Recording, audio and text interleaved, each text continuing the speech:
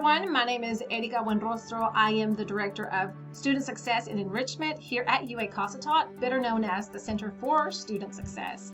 And I will be your facilitator for today.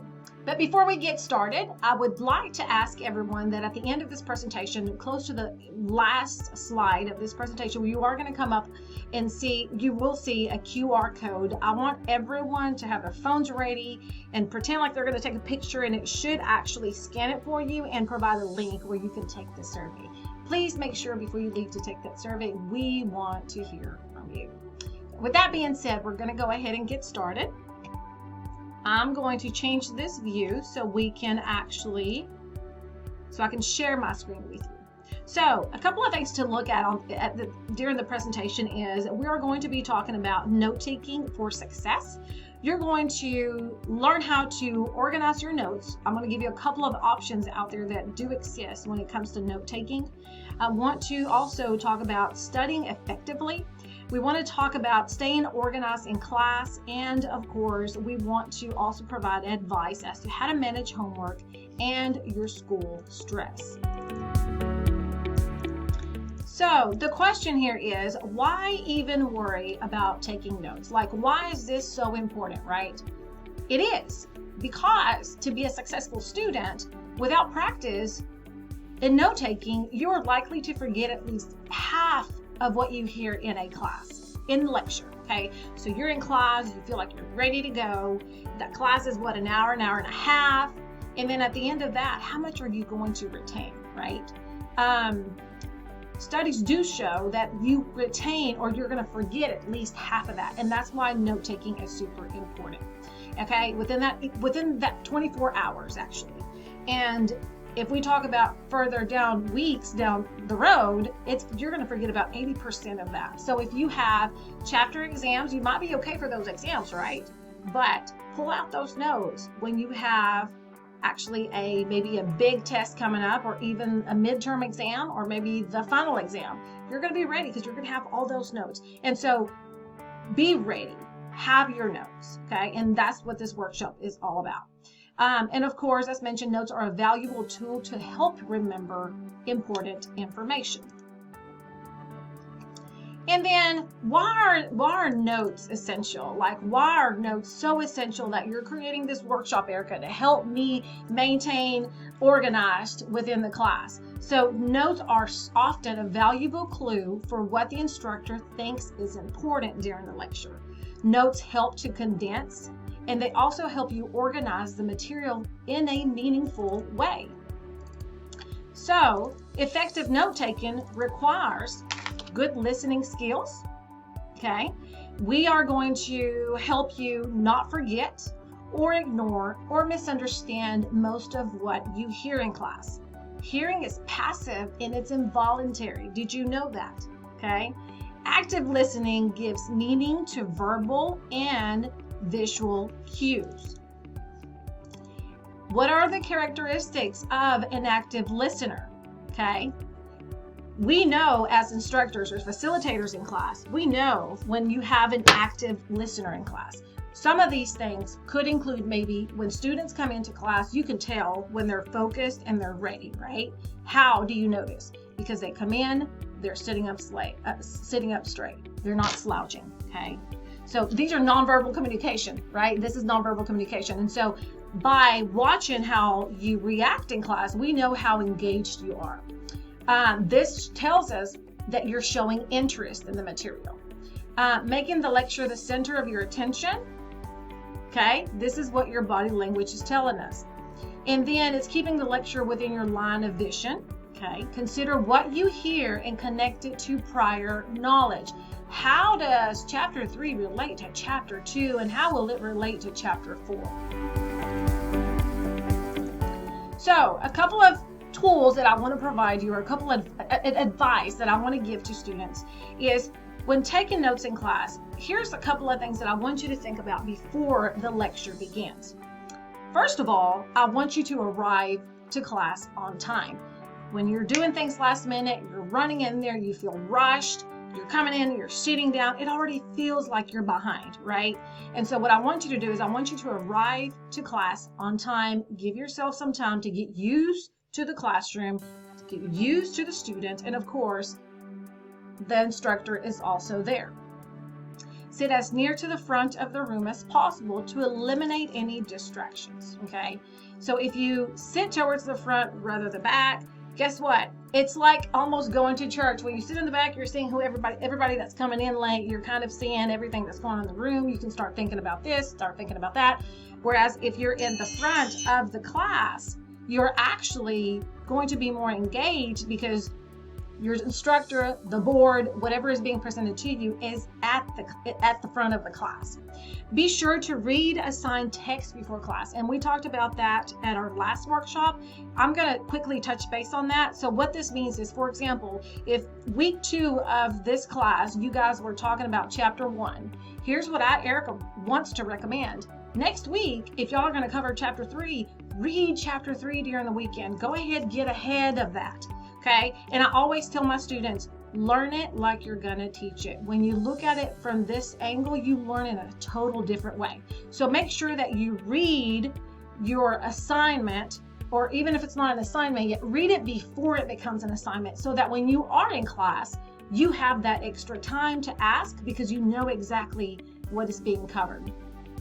Also, make a list of questions from the readings to ask the professor. So if you're reading it on the weekend before that Monday, guess what? Erica's going to have questions because I don't understand maybe all that I'm reading, all right? But that's the point. You're going to make sure and you're going to start making side notes as to what you want to ask when the instructor does cover that specific paragraph or that page, whatever it may be you're looking at. And then, of course, we're going to recommend that you review your notes from the previous lecture.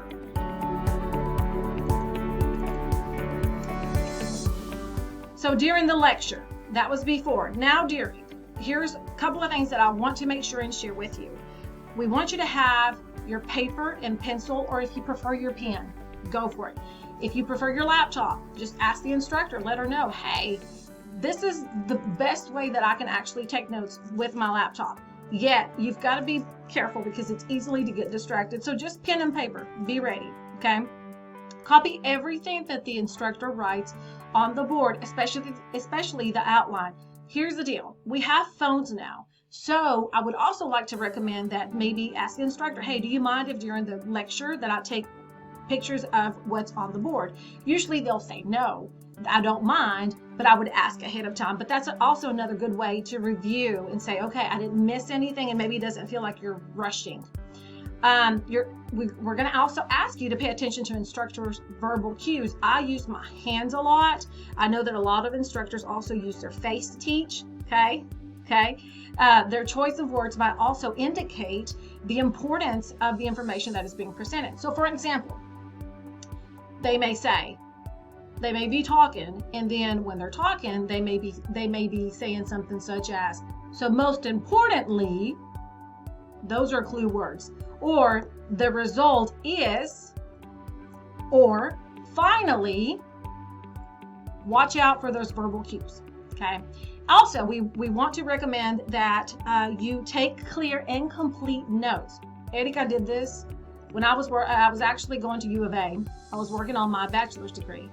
I was trying to actually take notes so fast that it was so hard to actually go back and try to read my own writing. And so you got this, right? Just make sure you take clear and complete notes, okay? Maybe leave a question besides anything that you may be writing down that you have questions on, because at the end of every lecture, you probably want to take the time and say, I've got a question. Or if the instructor says, who has any questions? Okay, and then clarify with the instructor at that time.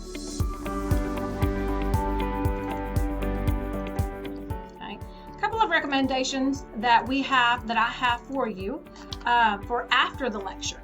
Here we go. So you've already taken down notes, you arrived on time, you are ready. Okay, so after the lecture, you need to paraphrase and revise the notes as quickly as possible, preferably the same day of the lecture, before you forget anything else, right? That's why it says as quickly as possible, because we want to make sure and retain all that was as much as you can from that lecture. You're going to add notes from assigned readings to your lecture notes. So when you read and your notes, now you're going to combine those and think, okay, I think this is also to be added, okay? And of course, we're going to ask you to review your notes at least once a week. All right, I'm going to go over 2 recommended ways of taking notes. There's 2 ways that I prefer myself, and I know that these 2 notes to me are the easiest ways. I know there's more than that. Y'all can do your own research if you don't like these 2, but there's 2 on the top of my list that I prefer, that I think give concise and a clear picture of, okay, let me look at my notes, right? And when you get home and when you sit down and you start looking at this, these are 2 good ones that I would like to recommend. The first one is Cornell Notes. And this is where you actually divide the paper vertically. Okay, I've got a picture there for you. You divide the paper vertically by drawing a line from top to bottom about 2 inches from the left side of the page. Okay, and then you're going to write on one side of that page only. And it says it on here. I've got it on here where it says note taking, right? So on the right side of the page, that's where your actual notes will go. Okay. Now, during the lecture, record the main ideas and concepts on the right side of the page. After the lecture, and prompting questions should go on the left. Okay. And then you, at the very end, once you've gone over your notes and you've actually asked any questions that you may have, you are going to summarize.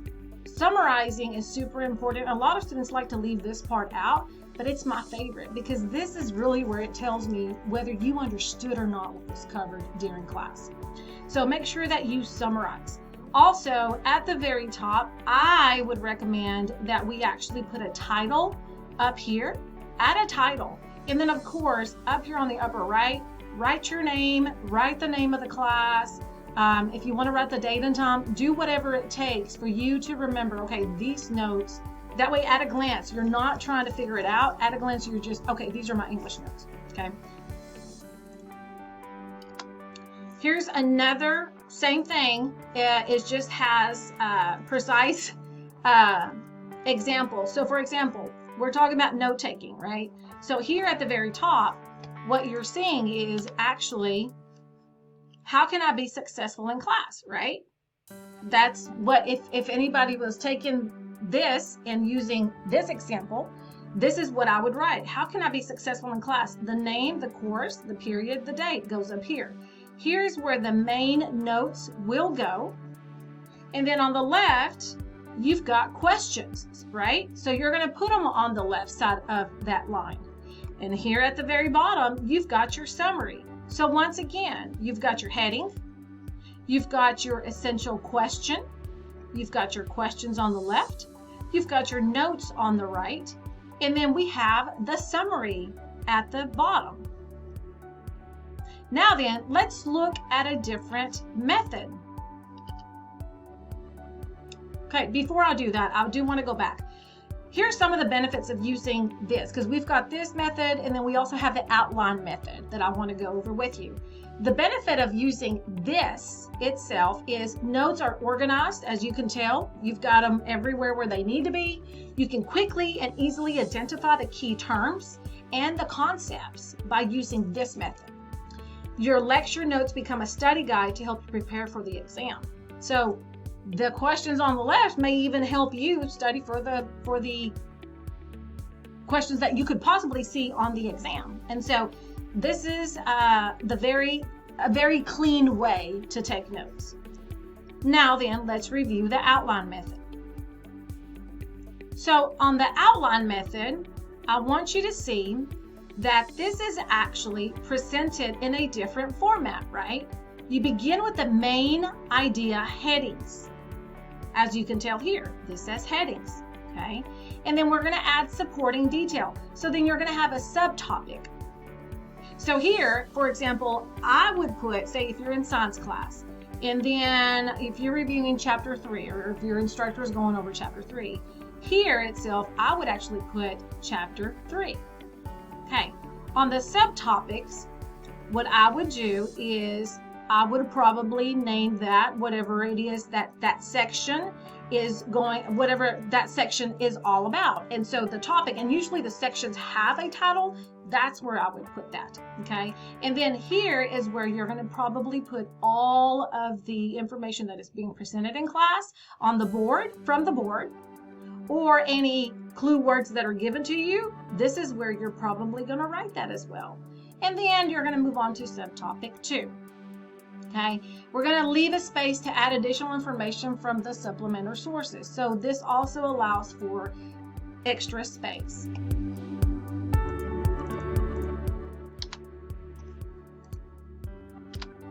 Okay, here's a bigger picture of that. So we're going to make sure that your notes are well categorized and organized. That is something that we want to make sure within the outline method, because I will say this, compared to the previous method that I showed you, it is a little harder to kind of just pick up at a glance. Okay, we're gonna use, you're gonna indent to keep things clear. Okay, this method you have to stay organized in order to be able to come back and review. And then of course you're going to develop your own system, and you're going to make sure you stick to it, whether that be this method or the previous method that I mentioned. So let's review.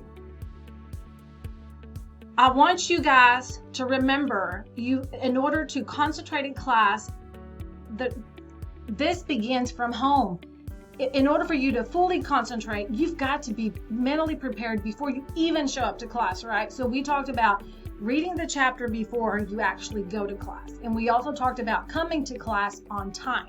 All that has everything to do with how well you perform in class. This is going to help you develop active reading skills. It's going to allow you to recognize main ideas and details. And it's going to help students take an active role in the learning process. Remember, we are learning it like we're going to teach it. And of course, it helps students prepare for exams and any quizzes that may come up. Okay, those are the 2 methods that we wanted to share with you. Now, at this time, if you would please, I would like for you to bring out your phone. I want you to try to pull up the photo option there, and then it should pull up an option for you to click on whenever you pretend to be taking a picture of this. Please make sure and take the survey, as we want to be able to hear from you. And we hope that all the tips that we provided for you here today, that they be of benefit to you. I know that we have a little gift for you for those that actually attended the workshop. I want to make sure and get those out to you. So if I could, whenever you guys submit your survey, I'll know who to provide a little gift for. If you happen to do it later, or if you are not able to scan this, no worries. Just email me. I know that you may find me in your emails as ebuenrostro@cccua.edu, and I'm actually going to type that here for you. That way, if you have any questions, or if there's a workshop that is of interest to you, that way you can reach out to me and say, Erika, you know what? I would like for you to do a presentation on an XYZ topic, please, because I would benefit from it. So once again, I want to thank you for coming to this workshop. I hope this was of benefit to you, and I hope that we can see you for our next one. So thank you, and have a good day.